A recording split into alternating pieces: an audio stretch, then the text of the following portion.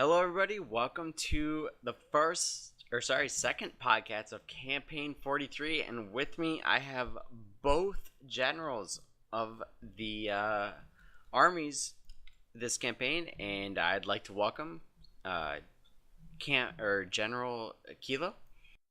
What's up? And I'd like to welcome General Niz.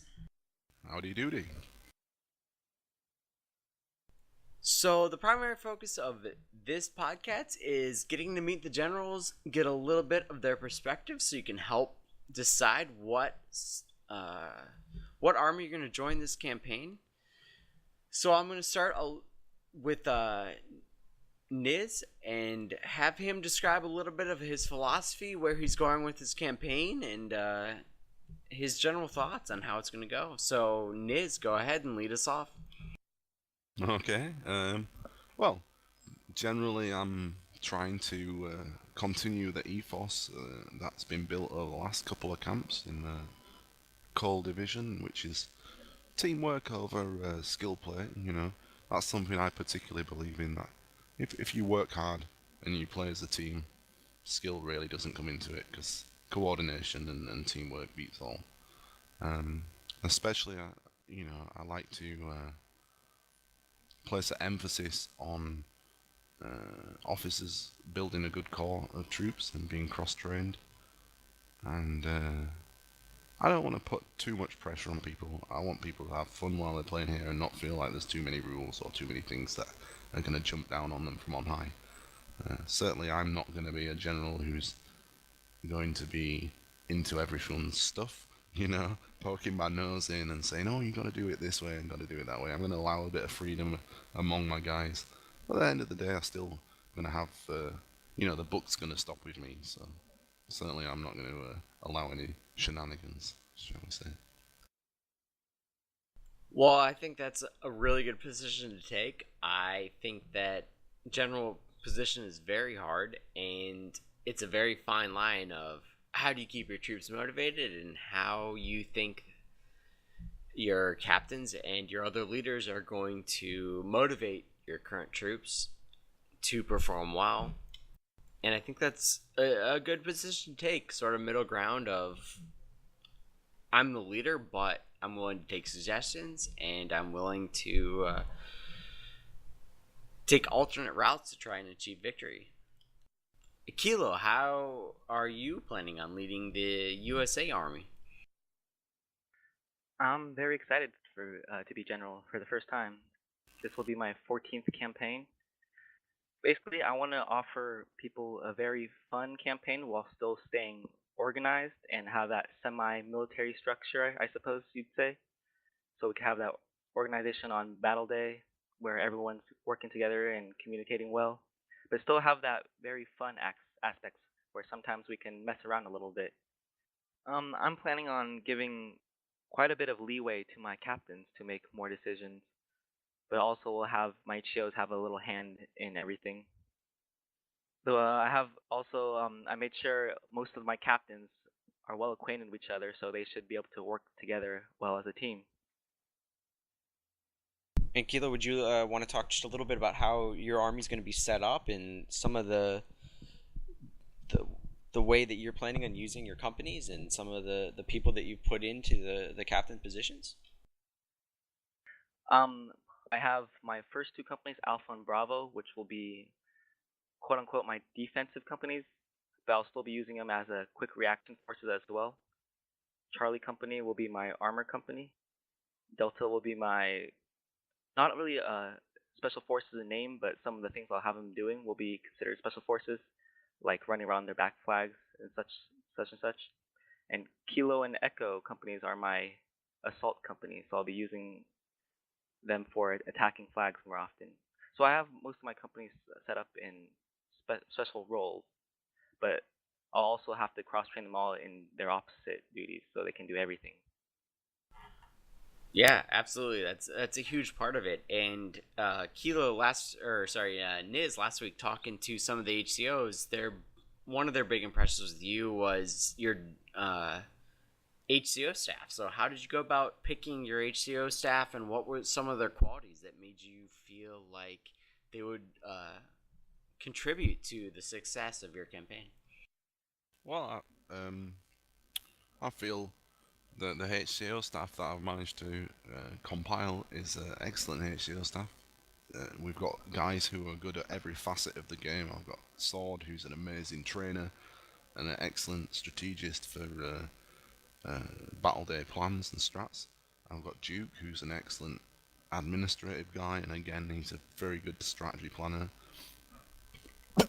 Pardon me.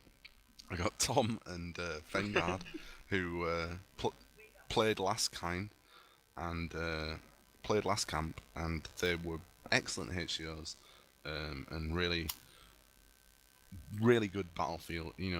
BFCOs on the battle day. They were excellent at that. So I feel I've got a good balance across all the areas that a HCO staff needs, and then I'm kind of using my major slots to bring in new guys who haven't really had a chance before, or who feel they can step up to that role. Because I see the major role as being kind of like the 2LT of a HCO core. It's the guy who he's there to learn. He can contribute as much or as little as he needs, and at the same time, there's no pressure on him. If the army fails, it's not his fault; it's the general's fault. So that's how I'm using my major slots. Definitely my captains as well. I feel I've got an excellent captains all across the board. I mean, one thing we wanted to look at was we had a good group last campaign who kind of was concentrated in one company or across two companies, which was the V2 guys. And what we've done with those is we've split them all up. They've all spread about all the different companies, so they can really bring their experience from competitive play to new people and cross-train. They're not all going to be concentrated in one area. They're going to bring their skills across the entire division. And Kilo, how are you setting up your army and putting players in positions and setting up companies to fill roles that are needed to make an army successful? Well, I've split up my VK players and SBS players among separate companies as well to cross-train as well. And I've also tried to separate my other comp players who are non-VK and SBS into other companies, so we won't have OP companies anymore. They're all spread out and can do the same thing. I mean, I'm pleased to hear that Kilo is doing a similar thing where he's really spreading the talent around. I think that makes for the best kind of tournament where you don't have one company that's so OP that they're just gonna smash everyone that they encounter. Well, I think that's a really good plan by both of the generals to split up some of the players that not only are very good at the game, but also have good leadership skills as well, so that can get passed along to other players that may not have had the opportunity to play with people that have that skill level or have spent that time dedicating themselves to the game to become great players. So I applaud both generals for taking that approach.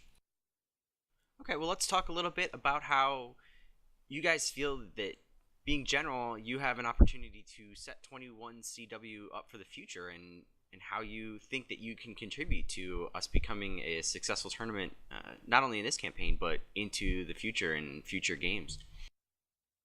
Well, obviously, one of the reasons why this campaign will be very influential is because it'll be the last BF3 campaign. So this campaign will be setting us up for the next release of Battlefield 4 this fall. So how we do this campaign will very likely transfer over to Battlefield 4. And how we as generals can change, what we as generals can do to help the tournament is make it fun for the players. So we have more people coming back, a lot of competitive play, so we don't have one-sided campaigns and stuff like that. And Niz, what are your thoughts on the future of 21CW and how you can help make it a better place for future players that join up? Well, I feel as general, it's my duty to set a standard for people and for players within my division. And I certainly, personally, like what I bring to the table is that I show everyone respect. I'm not going to be divisive. I'm not going to be, it's us against them. That's not what I'm about. We're here for 21CW. We want a competitive campaign. We want a balanced campaign. And we don't want to, rock the boat too much. Going on into the future, how I feel I could influence future tournaments. I feel Kilo's right in that this is the last BF3 campaign, so what we do here is going to have a knock-on effect for the BF4 campaigns coming up in the fall and in the future. At the same time, though, I think it's a good campaign that we can use to experiment with some new rules or switching things up. Yeah, I think this campaign really presents an opportunity for us to expand our horizons and try some different situations that we haven't tried before, and really set us up for the future of not only Battlefield 4 but just 21CW in general moving forward. Yeah, I agree with you there. I mean, I think that's something for a lot of people. 21CW is a really fresh experience. You know, they come from pub play, or they come from the opposite end of the spectrum where it's really competitive, like 12 on 12 play and stuff like that. And then they come into a 32 on 32 tournament with a semi-competitive bend, but the main focus is on teamwork and skill and team building, and it really gives them a fresh, a fresh perspective on how Battlefield should be played. Well, I think we've gotten a really good picture of the attitudes and philosophies that both General Kilo and General Niz are going to be bringing to this campaign. I hope that watching this has given you guys some insight on what army you think you'd fit in best with, and I think we talked about a lot of really interesting stuff today. So with that, I guess we'll finish up, and I'd like to say thank you to Kilo for joining us. No problem. It was good being here. Yeah, absolutely. And Niz, I'd like to thank you for your time.